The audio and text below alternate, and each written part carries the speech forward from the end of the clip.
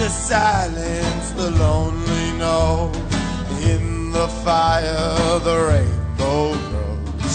You can't push it down, my friend.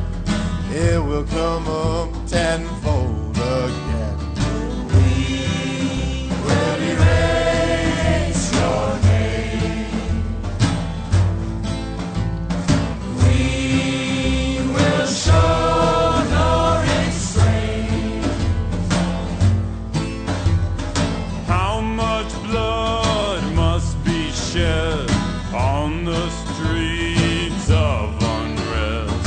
We will bleed as long need be. A river will remove you from history. We will erase your name. We will show no restraint. You have robbed us for many years, but we've saved every tear. We have suffered all of your hate. Now we march down to your gates. We will erase your name. We will show no restraint. Freedom, glory be on earth. Freedom, glory be on earth. You think your power is secure when you startle us with the threat of war. But fear has its limits too, and we are no longer scared of you. Oh, we will erase your name. We will show no restraint. We will burn your temple to the ground. We will tear all your prisons down.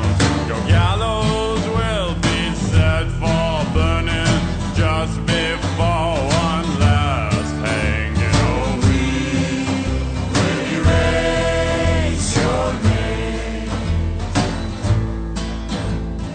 We will show no restraint. Freedom, glory be our name. Freedom, glory be our name. Now we give you one last chance to do what's right and to let us dance. All the hands of fate will become a fist, a force that your thugs cannot resist. We will erase your name. We will show no restraint. آنجا که سپاهیان مشق قتال می کنند، گستره چمنی می تواند باشد و کودکان رنگین کمانی رقصنده و پرفریاد. اما آن که در برابر فرمان واپسین لبخند می گشاید، تنها می تواند لبخندی باشد.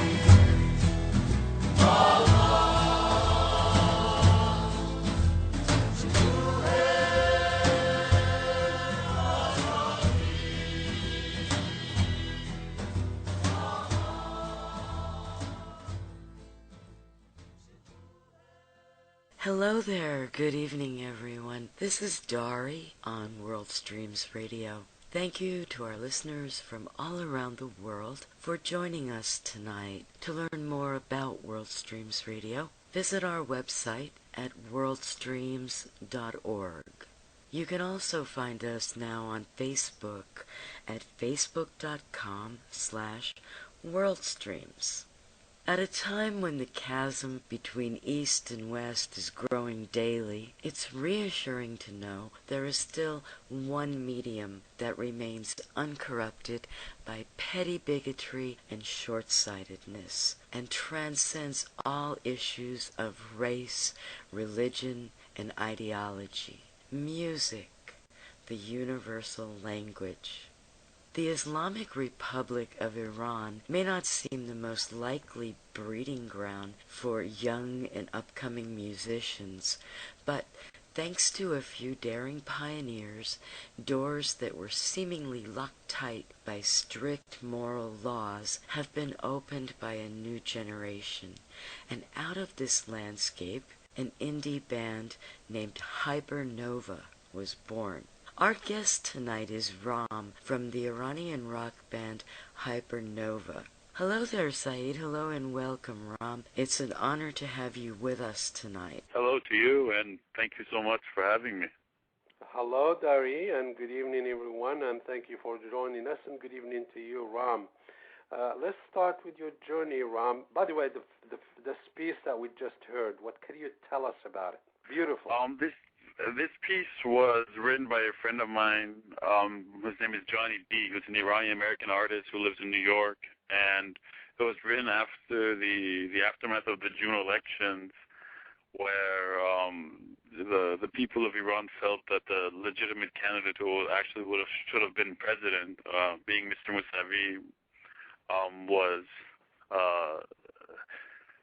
was sort of cheated out of his position, and after the people took to peacefully protest for their rights, they were brutally beaten. And once we started seeing the horrific images coming out of Iran, as artists and musicians, we all felt very powerless over here on this side of the world, and felt the least way that we could contribute and to show our brothers and sisters back home that we stand in solidarity with them was to put together a song and just let them know that we support their cause and will stand by them throughout the whole way.